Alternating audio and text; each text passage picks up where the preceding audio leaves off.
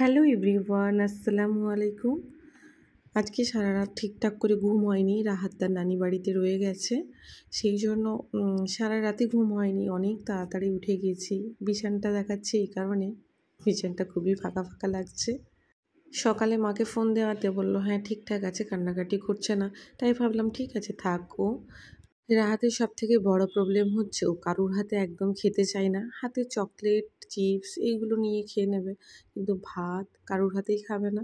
ভেবেছিলাম ওর পাপা গিয়ে নিয়ে চলে আসবে, তারপরে আমার পাপা ফোন করলো একটু কারণের জন্য। সেই জন্য আমি নিজেই চলে গেলাম, আর রাহাত কী করছে সেটা দেখানোর জন্য একটু ভিডিও করলাম, আপনাদেরকে শেয়ার করব বলে। গিয়ে দেখি রুহিকে স্যার পড়াতে এসছে, ও তার কাছে পড়তে বসেছে। যাই হোক, মাশাআল্লাহ আমার পুত্তুর। দুঃখজনক বিষয় হচ্ছে ওকে কেউ খাওয়াতে পারেনি। আমি যাওয়ার পরেই আমি ওকে খাইয়েছি। তারপর ওকে একটু রেডি করে আমরা একটু বেরিয়ে গেলাম, কারণ বাপি রেখেছিল একটু টাইলস পছন্দ করতে যাওয়ার জন্য। সেই জন্য ওকে নিয়ে একদম রেডি হয়ে চলে গেলাম। যে কোনো বাচ্চার ক্ষেত্রে হয়তো এটা হয়, যখন তার মাকে বা বাবাকে অনেকক্ষণ পর দেখে একটু আবদার বা আহ্লাদটা একটু বেশিই বেড়ে যায়। যতক্ষণ দেখবে না তার ততক্ষণ গল্প, তারপর কত কিছু অভিযোগ যেন মা বাবাকে শোনাতেই থাকে শোনাতেই থাকে। আমার রাহাতের মধ্যে একটা জিনিস আছে, ওর সাথে যে যাই করুক না কেন, দিন শেষে ও ঠিক আমার কাছে এসে সব কিছু আমাকে আদো আদো মুখে সব কিছুটাই বলবে। আজকে আমি একটা আপনাদেরকে মজার ভিডিও শেয়ার করব। এই ভিডিওটা আমি 27 তারিখে করেছিলাম, কিন্তু ভিডিওটা যতবার আপলোড করেছি ততবার রিজেক্ট দেখিয়েছে, জানি না কেন। সেই জন্য আমি যতবারই আপলোড করি ততবারই ডিলিট করে দিই। সেই জন্য ভাবলাম কিছু ভিডিওর কাট করে আবার এর সাথে এডিট করে ছাড়ার চেষ্টা করছি।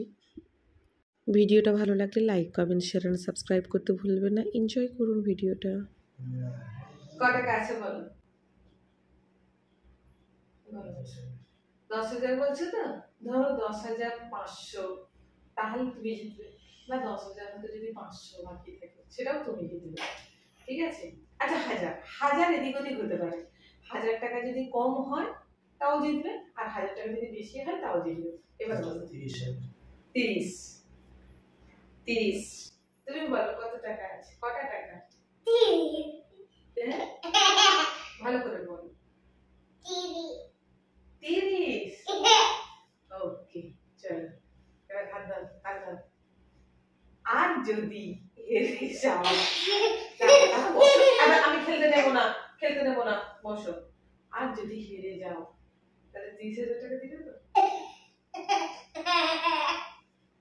আর যদি জিতে যাও 30,000 টাকায় আমি কিছু করবো না, আমি তোমাকে দিয়ে দেবো, ঠিক আছে? আর যদি হেরে যাও 30,000 টাকা আমাকে দিতে হবে, দেবে?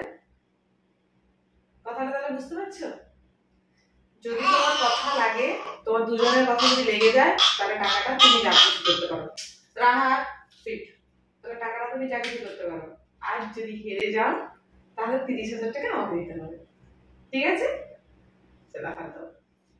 হ্যাঁ, 1 2 3।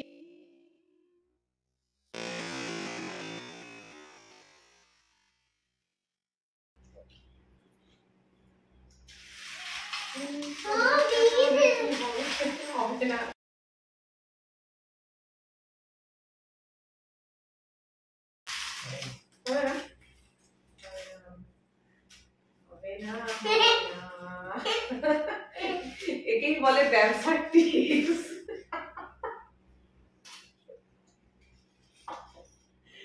একেই বলে ব্যবসার টিপস। অ্যাকচুয়ালি গেমটা হলো এটাই, আমি যখন এই বোকা ভাঁড়টা ভাঙি ওকে আমি জিজ্ঞাসা করছিলাম যে এই ভাঁড়টার মধ্যে কত টাকা থাকবে। যত টাকাই হোক না কেন, তোমার বলার মধ্যে যদি 1,000 টাকা কম পড়ে বা বেশি হয় তাহলে তোমার, আর যদি না হয় তাহলে টাকাটাও আমার। আর যত টাকা বাজি ধরবে সেই টাকাটা আমাকে ওকে দিতে হবে। শেষ পর্যন্ত দেখা যাক কে জিতলো। টাকার অ্যামাউন্ট দেখে মনে হচ্ছে আমি নির্ঘাত হেরে যাব। তো দেখা যাক, এখন গোনা স্টার্ট হয়েছে। শেষমেশ কে জেতে, ও আমার টাকাটা নিয়ে নেবে না ওর থেকে আমি টাকাটা নেব।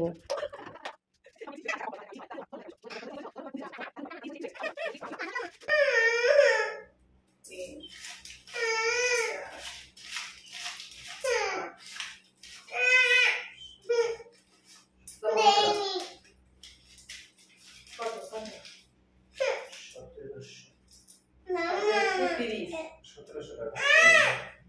এটা 100, 200 আর এটা 70। 70 80 মানে পুরো হচ্ছে 2033 সাল থেকে 20 টাকা।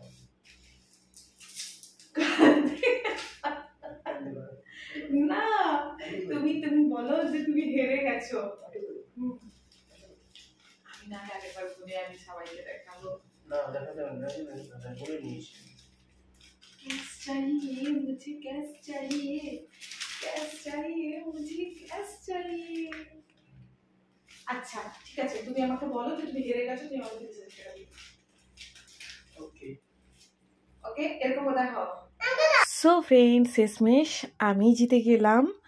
আর ফাইনালি আমার মনে অনেক ভয় লাগছিল যে যদি আমি হেরে যাই আমার টাকাটা ও নিয়ে নেবে।